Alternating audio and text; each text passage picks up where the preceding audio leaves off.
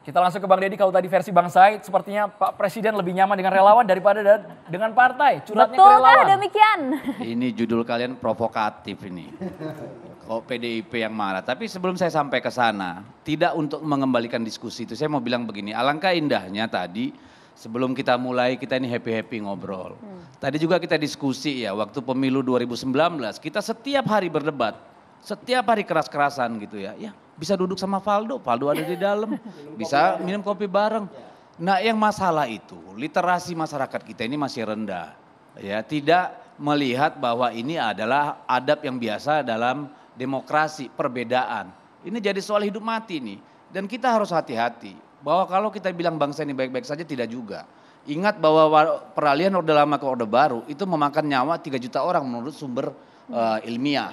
Jadi kita harus hati-hati juga soal itu. Ini persoalan kita sama, tidak hanya persoalan pendukung Jokowi, juga yang tidak suka sama Pak Jokowi. Ini harus menjadi ini kita.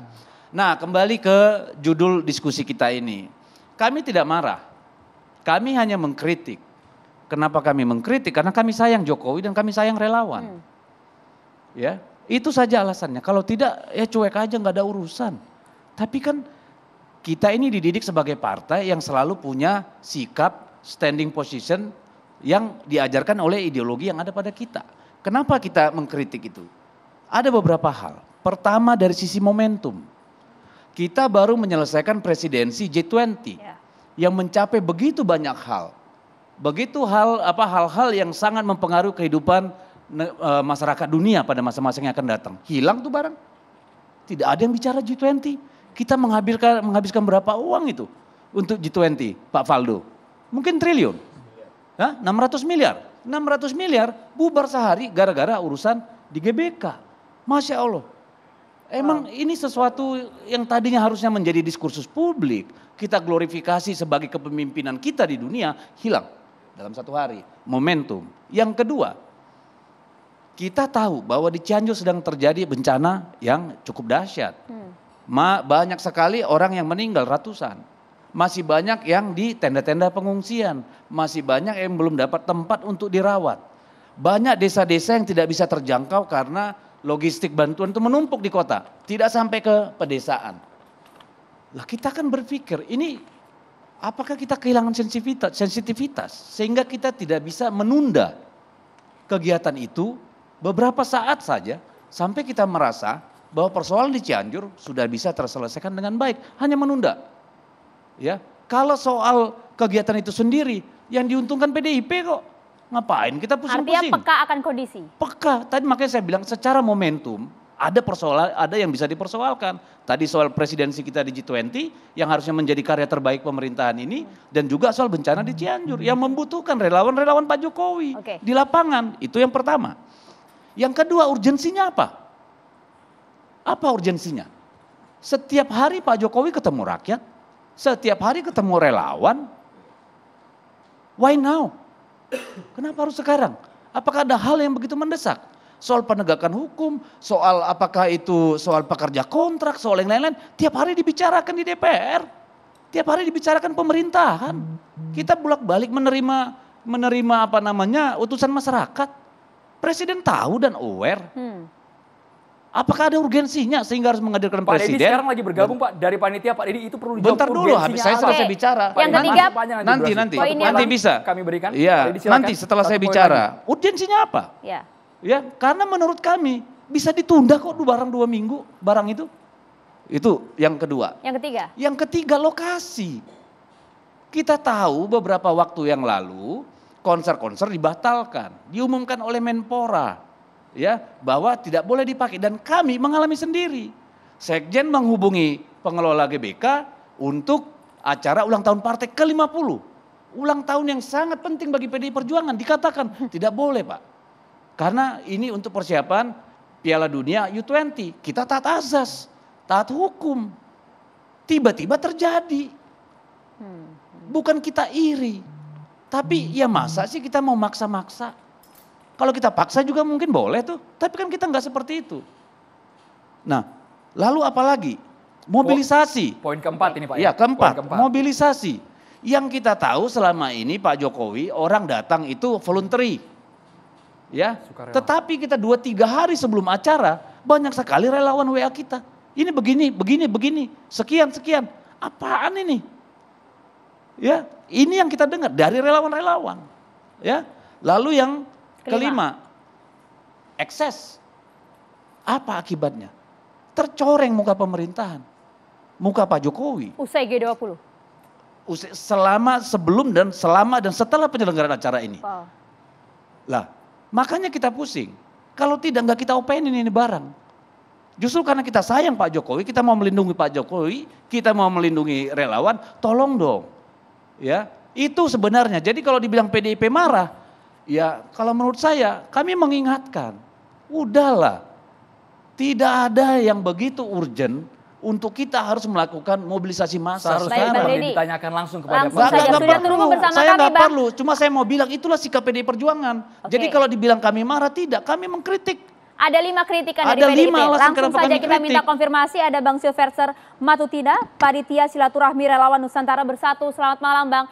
Langsung saja menjawab tadi 5 poin kritik dari PDIP. Mengapa kemudian nampaknya Presiden Joko Widodo dikerdilkan begitu usai kegagahannya di G20 untuk urusan relawan? Urgensinya apa? Ya, terima kasih. Salam persaudaraan semua dari saya, dari Cianjur, dari lokasi bencana. Saya kebetulan lagi di Posko Solidaritas Merah Putih yang kebetulan di kantor desa, di salah satu kantor desa di sini. Kami dari kemarin juga mengirim bantuan yang terkumpul dari hasil silaturahmi relawan Nusantara Bersatu, ada dalam bentuk tunai, ribuan susu, ribuan pampers, ribuan makanan, dan semuanya masyarakat di sini bergembira dan senang. Nanti video-videonya akan kami kirimkan, ya kan. Dan juga bahwa acara ini saya mau bilang bahwa saya adalah salah satu pemrakarsanya. Dan saya steering komite di situ. Dan sebenarnya acara ini sudah digagas dari Agustus tahun 2021. Urgensinya apa? Boleh dilanjutkan, Pak Bang Silver. Urgensinya apa Pak? Langsung dijawab Pak.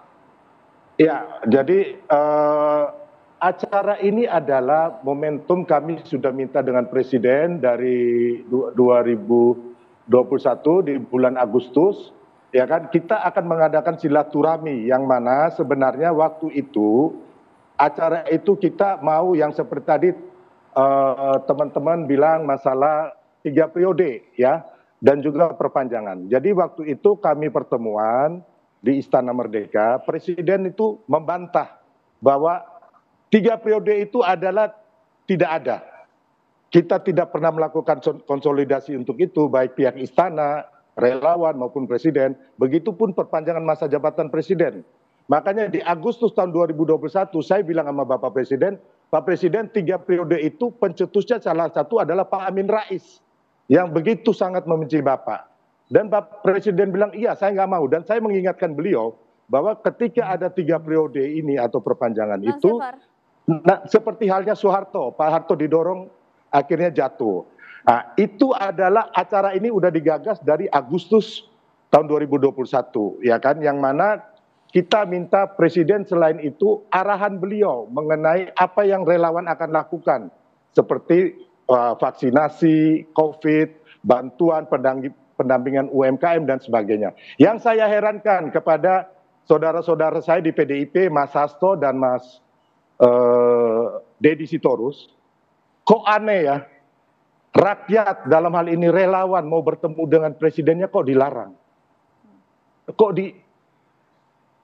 dicampuri gitu loh. Kami ini loh rakyat loh. Relawan ini adalah rakyat ya. Jadi jangan sekali-sekali pernah melanggar hak asasi rakyat. Biarkanlah rakyat ini bertemu dengan Presiden sepanjang pertemuan itu. 1, tidak melakukan tindak pidana. Ya, tidak melanggar norma, tidak melanggar etika, tidak melanggar perundang-undangan. Kecuali kami ini melakukan korupsi. Ya, seperti yang dilakukan elit partai. Ya kan? Kami relawan nggak pernah melakukan korupsi atau mengkudeta. Yang ada di acara itu kita mensyukuri ya kan capaian-capaian Presiden selama 8 tahun ini. Terus kita mensolidkan Nusantara Bersatu, rakyat bersatu untuk mencapai Indonesia Emas tahun 2045 dan apa tantangan kita ke depannya ini apa. Di situ kita bersatu semangatnya. Bang Silver, baik, kalau kemudian urgensinya adalah silaturahmi, Bang. Bang, mohon maaf saya potong. Ya. Kalau urgensinya adalah silaturahmi, nah, bagaimana kemudian merespon juga bahwa acara ini justru mengkerdilkan kegagahan Pak Jokowi pada saat usai gelaran G20? Enggak dong, apa yang bilang itu kan katanya orang yang baper ya. Kita di situ malahan mengapresiasi semua kinerja dan capaian presiden. Ada kok risalah yang kita baca di situ ya.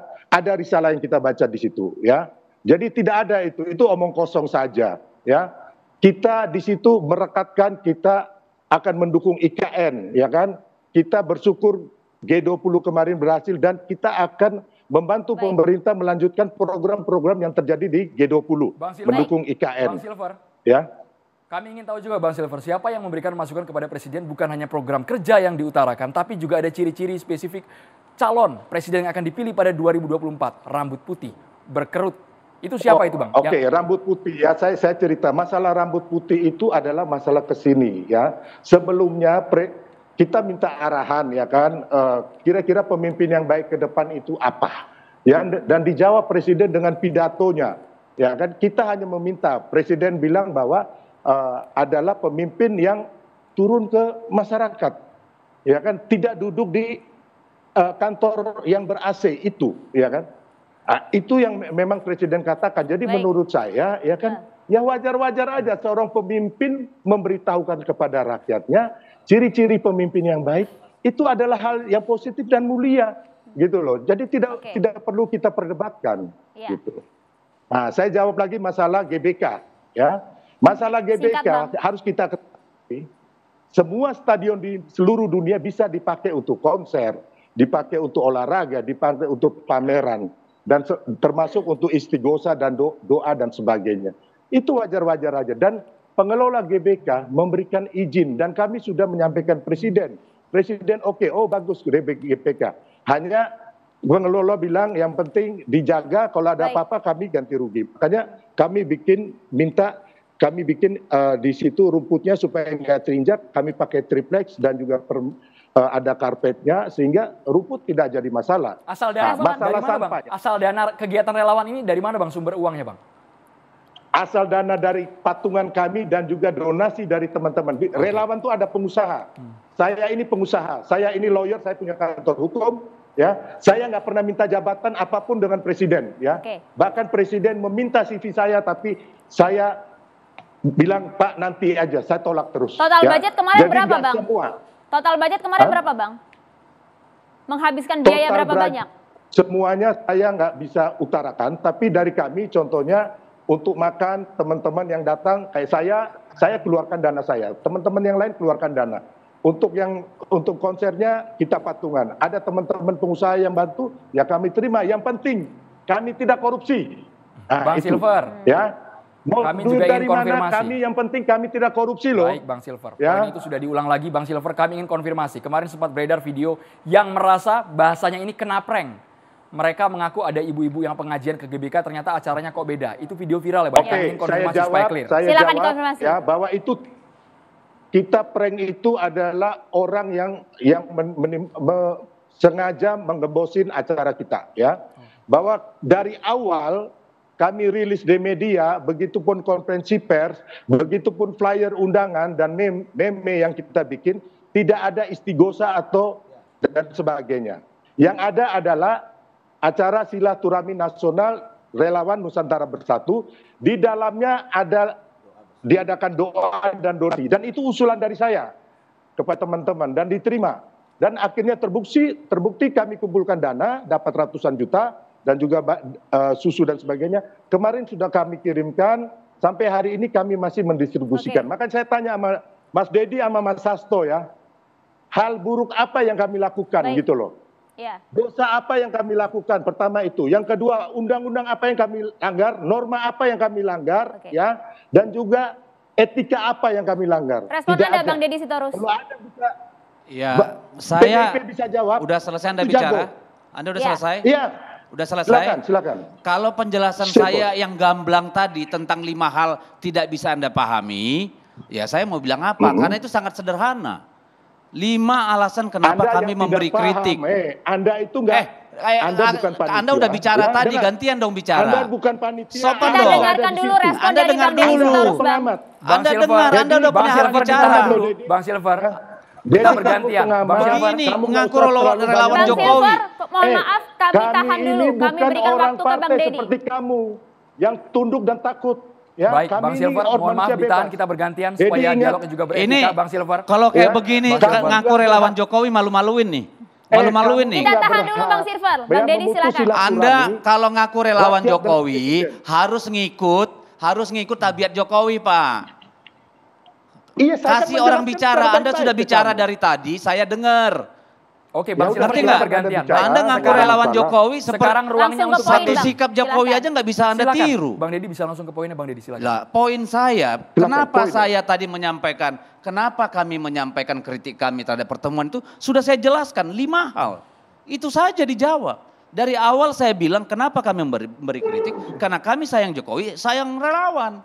Bukan mau ngajak ribut. Kami punya 5 argumen, mempertanyakan.